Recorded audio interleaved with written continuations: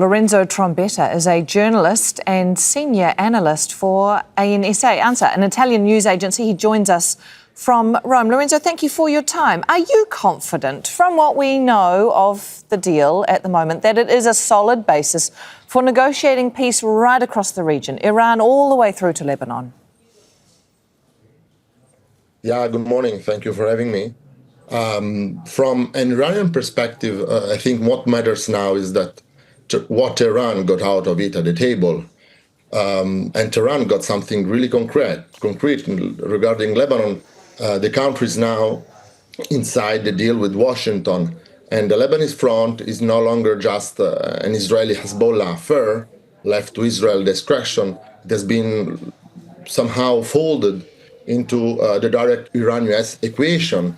That's the real strategic objective, I think, from an Iranian and Hezbollah perspective. And Iran wants Lebanon's fate decided between Tehran and Washington over Israel's head, so that Hezbollah's survival becomes part of a negotiated file and not something Israel can settle by force on its own. Of course, that's only the Tehran perspective, not necessarily the Israeli one. Yeah, but Israel does seem acutely aware of that intention, though, perhaps, because it appears to be making a renewed push for aggression in Lebanon. The Defence Minister has already come out and said they won't withdraw from Lebanon. It's threatening to clear areas of all local residents. It says seizing Lebanese territory has been one of its greatest achievements of the war. So what hope is there that it will abide by any ceasefire or agreement when it comes to Lebanon? Yeah, honestly, it is very hard to imagine that Israel will respect these terms, at least as they've been described in public so far. The first problem is simple. We still do not really know what ceasefire actually means here. Since mid-April, we have seen the same word applied to very different realities on the ground. In South Lebanon, for instance, there is no ceasefire at all. It is an open battlefield, and Israel remains an occupying force, tens of kilometers deep inside Lebanese territory. As we speak. Beirut is a different story. The capital, including the southern suburbs, the so-called stronghold of Hezbollah, sits inside a separate equation. And the equation is, let's say, brutal and in its simplicity. Beirut is not hit as long as Hezbollah does not hit Israel. Until now, the south stays outside the deal, or at least as we speak, the facts says in this way. Its destruction does not stop the negotiation. It becomes part of it, I would say.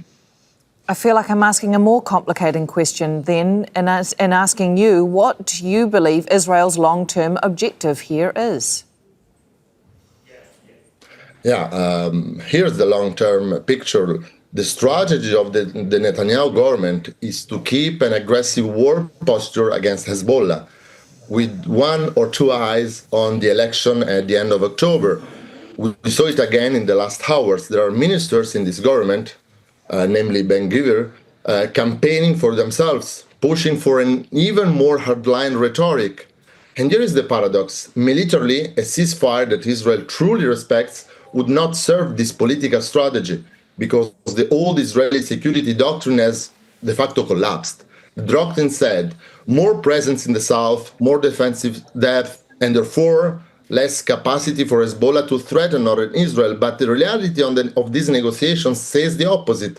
The further Israel pushes north, the more it exposes its own soldiers to Hezbollah, the more it eases the pressures on Beirut, the capital, the more the threat to Israel goes down. That's the negotiation equation. So for the political needs of this Netanyahu government, keeping the country on a high alert, war simply works better than a ceasefire that is generally respected.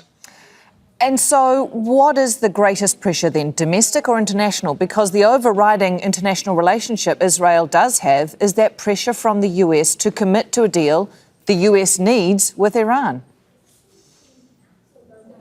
Yeah, that's for all this context, I do not see how Trump administration can leverage over Netanyahu. Yes, American weapons are a lever, but Washington has very rarely been willing to use it for it. For Washington, Israel is simply too important as strategic ally across the whole region to risk a real break. So I do not see not from Europe, of course, but neither from the US, a real leverage tool in order to, let's say, contain Netanyahu and the other ministers of their government, to contain the Israeli aggressive military pressures inside Lebanon. All right, Lorenzo Trombetta joining us from Rome. Thank you.